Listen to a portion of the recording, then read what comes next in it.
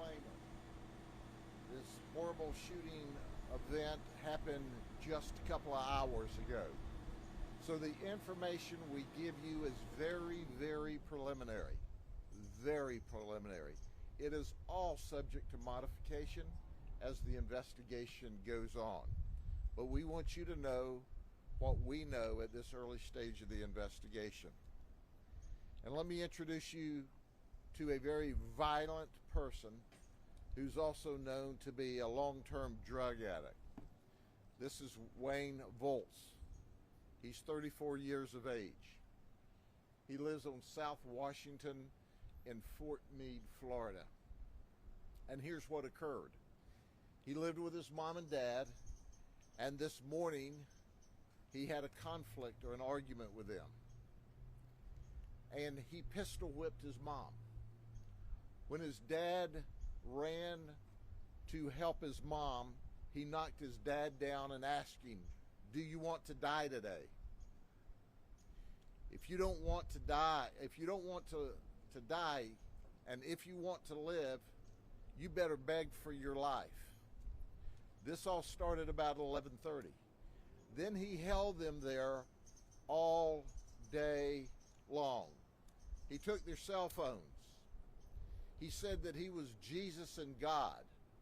His dad said, "We are people of faith.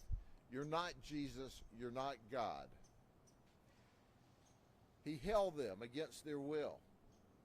He took their cell phones from them. He held them hostage. And late this afternoon, Dad said, I need to go to work. I work at Lowe's in Bartow. Wayne said, "Well, I need to stop some places anyway." So his dad said, I first took him to Bartow, where he bought some pills from a black male. That's still under investigation. And then Wayne said, "Well, I need to go to Bartow and kill a lot of people anyway." So he rode with his dad to Lowe's, where his dad worked. His dad got out, went inside, told the co-workers what was happening. They hid him inside the Lowe's store because Wayne came into the Lowe's store. By the grace of God, he didn't shoot in the Lowe's store. So Dad calls 911. Our colleagues from the Bartow Police Department responded. They called us for a drone. Now they're looking for our suspect. They have preliminary information. At this point in time, we don't know because Mom hasn't told us anything. Dad's spilling the information in Bartow, so we're all running blind. Bartow Police notifies us, "Can you send us a drone?" We send deputies, they send police officers. We came to the scene. When we came to the scene, Deputy Sheriff Alexander saw the suspect, and he was walking between DOT and Publix. This was about 4:30 this afternoon, and the community was full of people. He notified our colleagues and other deputies. At this time, the details are the suspect, Wayne, came counterclockwise around the building and ran past our drone operator. She didn't see a gun, so she told him, "Stop or I'll tase you." And then he ran on around the building and started shooting at Deputy Alexander. We're going to have some B-roll for you. He shot Deputy Alexander's car 7-8 times, a lot. He struck Deputy Sheriff Alexander in the forearm of his gun hand. Deputy Sheriff Alexander was out of the fight. But there were other Bartow police officers as well as deputies there. As he started back around the building, 2 Bartow police officers and our deputy Angulo engaged the suspect and shot him. We shot him enough. We shot him a lot. We stopped the threat. Immediately, our deputy was rushed to Lakeland Regional. A Bartow police officer was shot in the exchange underneath the overhang here. I will let Chief Walker release his name.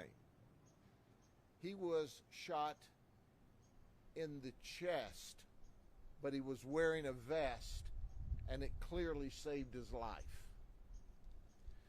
So the good news is, for this horrible shootout we had, we've got a wound to the arm, the forearm, which is apparently through and through on Deputy Alexander.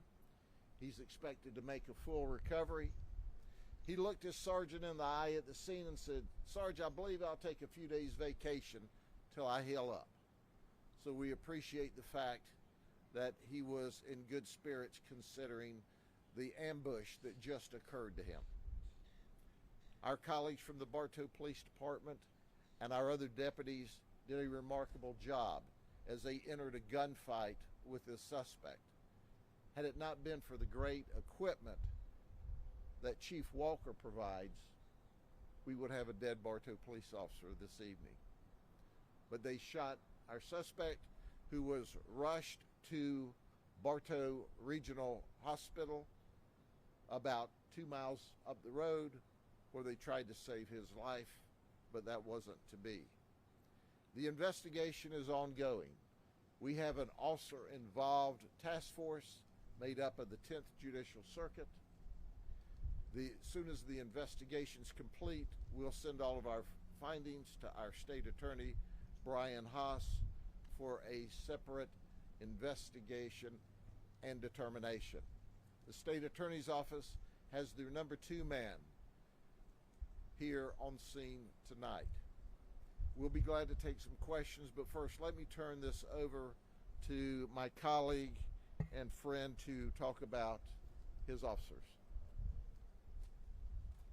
Good evening, I'm Chief Steve Walker. We had 2 officers involved in the shooting today. It was Officer Vincent Augustino. He's been with the department approximately 4 years, and Officer Mark Sills Jr. He's been with the department approximately 8 years. Officer Sills was the officer who was shot in the chest. Was shot just below his badge. Luckily his vest stopped the round. He was flown to Lakeland Regional to be checked out, and he's in good spirits. If you have any questions, I'll take those. Chief Sheriff, this individual, I assume he's deceased, right? He is now deceased. How much prior knowledge do you have of this person? You mentioned that he was habitual. Was this a person known to law enforcement, and why? He had an arrest history. We haven't done the complete workup on him yet because it's so fresh into the event, but we will, and we'll make that available. We pretty well have given you the lineage of what we know at this early moment. Yes, ma'am? And I just want to check on the conditions of this man's parents. You said the mother was pistol whipped. Did she call the police after they had left, or? We're determining that, but apparently not, because we sent a deputy to the house and she didn't answer the door. As the initial information we're told, her husband had to call her and tell her to talk to the deputy. But we're not sure at this early stage the exact sequence of all of the details. But we're thankful that the father did dial 911. But once again, this is a clear indication how police officers, deputies, are thrust into the middle of violent events that they have no idea are going to go bad on them, because all of these details about threatening to kill his mom and dad, and he made this statement on the way to Bartow, that you're God, I'm Jesus, and mom's the devil. He's talking out of his head. Obviously, we anticipate that when the tox comes back, we'll find all kinds of drugs in his system, but that's supposition at this point. But he was out of control. He held them hostage. He pistol whipped mom. He put a gun between his father's eyes and told him he needed to beg for his life. Sheriff, how many shots were fired, and how We don't know exactly how many shots were fired. I can tell you there were a lot of shots fired. It was a gunfight. It was clearly a gunfight. And we shot him a lot. And he won't ever shoot anyone else. He's dead. He asked to be shot and killed, and we obliged him. You mentioned the B-roll, and I imagine you'll be providing, but if you could just describe what we can expect to see on that B-roll. Look at it for yourself, and then y'all can describe it, because I'm not sure which clip they're going to release. Chief Walker, can you spell the names of your officers? Please? Sure. Vincent, Vincent, Agostino, Agostino, and Mark, Mark, Sills, Sills, Jr.